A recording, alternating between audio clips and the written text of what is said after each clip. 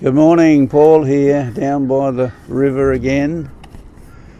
And this morning's reading is coming out of John chapter 15, where Jesus is telling us, he said, I am the true vine, and my Father is the vine dresser. Every branch in me that does not bear fruit, he takes away, and every branch that does not bear fruit, he prunes, that it may bear more fruit. Already you are clean because of the word that I have spoken to you. Abide in me, and I in you, as the branch cannot bear fruit by itself, unless it abides in the vine. Neither can you unless you abide in me. We need to abide in the Lord. I am the vine, and you are the branches. Whoever abides in me, and I in him, he it is that bears much fruit. For apart from me, you can do nothing. How about that, eh? If anyone does not abide in me, he is thrown away like a branch and withers, and the branches are gathered and thrown into the fire and burned. If you abide in me, and my words abide in you, ask whatever you wish, and it'll be done for you. And by this my Father is glorified, that you bear much fruit, and so prove to be my disciples.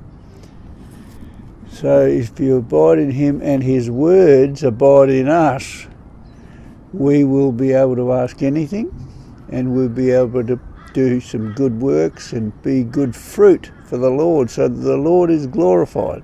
That means we've got to get into the Word and let the Word get into us. There's no way that we can abide in him and have his words abide in us unless we open up the book and listen to his words and then obey his words. And carrying on with the same theme in Colossians 1, verse 9, we read, and so from the day we heard, we've not ceased to pray for you, asking that you may be filled with the knowledge of his will in all spiritual wisdom and understanding, so as to walk in a manner worthy of the Lord, fully pleasing to him, and bearing fruit in every good work, and increasing in the knowledge of God. I've got a crow there, wants to get involved.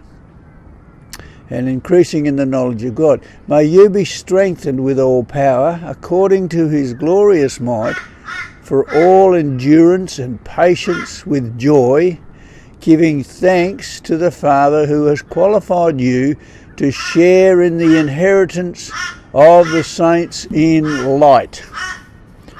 So hallelujah. He's praying that we'll be in the will of God and that we'll be able to bear much fruit and qualify for the inheritance of the saints in light.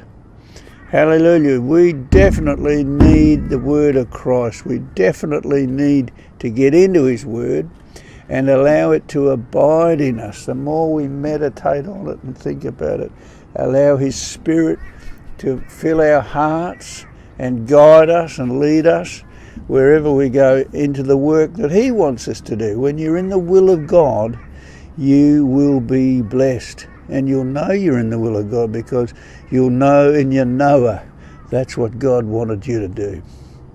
Hallelujah. You have a great day. Don't forget, get into his word and let his word get into you. We'll see you further down the track. Bye for now.